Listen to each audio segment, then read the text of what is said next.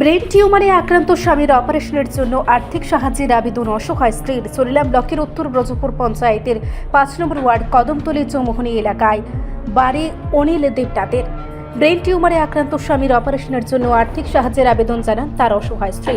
ঘটনা চরিলাম ব্লকের অন্তর্গত উত্তর ব্রজপুর গ্রাম পঞ্চায়েতের ৫ নম্বর ওয়ার্ডের কদমতলী চৌমুহনী এলাকায়। এই এলাকায় নিঃসন্তান দম্পতি অনিল দেবনাথ ৪০ এবং তার স্ত্রী রিঙ্কু দেবনাথ ৩০ বছর বয়সী, একেবারে অসহায় পরিবার। অনিল দেবনাথ ২০১৭ সালে ব্রেন টিউমারে আক্রান্ত হয়েছিলেন। জায়গা জমি বিক্রি করে মানুষের কাছ থেকে সাহায্য সংগ্রহ করে কোনো রকমে কলকাতা থেকে গিয়ে অপারেশন করে স্বামীকে সুস্থ করে ফিরিয়ে আনেন বাড়িতে। হঠাৎ করে ২ মাস পূর্বে আবার স্বামীর মাথা ব্যথা শুরু হয়। আগরতলার জিবিপি হাসপাতালে চিকিৎসক দেখানোর পর সমস্ত কিছু পরীক্ষা নিরীক্ষা করে চিকিৎসক বলেছেন আবার তার মাথায় 2টো টিউমার হয়েছে, অতি দ্রুত অপারেশন করতে হবে, তা না হলে তাকে বাঁচানো কষ্ট হবে। কিন্তু পরিবারটির হাতে কোনো টাকা পয়সা নেই। অনিল দেবনাথ রাজমিস্ত্রির কাজ করতেন, এখন অসুস্থ হয়েও কাজ করতে পারেন না। চিকিৎসকের কথা শুনে পাগল হয়ে যায় তার স্ত্রী। ভেবে পাচ্ছেন না কিভাবে স্বামীর চিকিৎসা করবেন, তার হাতে কোনো টাকা পয়সা নেই। মানুষের দুয়ারে দুয়ারে ঘুরছেন সাহায্যের জন্য, কিন্তু এই সাহায্য দিয়ে তার স্বামীর অপারেশন করা কোনোভাবেই সম্ভব নয়, যার ফলে তিনি সংবাদ মাধ্যমের মুখোমুখি হয়ে ব্রেন টিউমারে আক্রান্ত স্বামীর অপারেশনের জন্য সরকারের কাছে আর্থিক সাহায্য পেয়েছেন হাত জোর করে। তার বিশ্বাস রাজ্য সরকারের প্রধান তথা মুখ্যমন্ত্রী ডক্টর মানিক সাহা তাকে সাহায্য করবেন, কারণ মুখ্যমন্ত্রী নিজেও একজন ডাক্তার। তাই এই আশায় রয়েছেন গৃহবধূ রিঙ্কু দেবনাথ।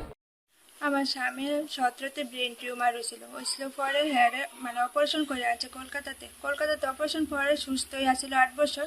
হঠাৎ করে 2 মাস ধরে অসুস্থ হয়ে পড়ছে, প্রচণ্ড মাথা ব্যথা করতেছে পরে আমরা জিবিতে ভর্তি করেছি পরে আবার এমআরআই করেছি পরে মাথায় আবার করছে 2টা ব্রেন টিউমার হয়েছে তাই মানে তাড়াতাড়ি অপারেশন করা লাগবে, কিন্তু আমাদের কাছে তো এত টাকা পয়সা না যে চিকিৎসা করে আনুম। আপনার কাছে আমি হাত জোর করে অনুরোধ করছি জন্য যে বাঁচানোর জন্য আপনারা একটু সাহায্য করুন, এটুকুই আমার চাওয়া। কোন জায়গা বাড়ি আপনার? উত্তর ব্রজপুর বিচার করে। বিধায়ক হয়েছিল না, আমি বিধায়ক আছে না বাড়িতে। কিরকম অবস্থা আছে এখন? প্রচন্ড অসুস্থ, একদম খাওয়া দাওয়া করতে পারতেছে না, বিছানাতে উঠতেও করে পারতেছে না, একদম অসুস্থ। মানে কিটা কইতাম, মানে এত অসুস্থ, মানে আমি একদম মানে হেয়ার স্ত্রী হইয়া মানে আমি বুঝাইতাম পারতেছি না। মানে আমি চাই তাড়াতাড়ি সুস্থ হওয়ার লেগে আপনারা একটু সহযোগিতা করেন, আমি হাত জোর করে মিনতি করছি আপনাদের কাছে। মানে একবার কি তানের অপারেশন হয়েছিল? একবার অপারেশন হয়েছিল পরে কলকাতাতে হয়েছে। তারপরে কি কইছে ডাক্তারে? ডাক্তারে তো এমনি কিছু কইছে না। অপারেশনের পরে ভালোই আছিল, আমরা তো আর ভাবছি না যে আবার নেক্সট টাইম মানে টিউমারটা হইব।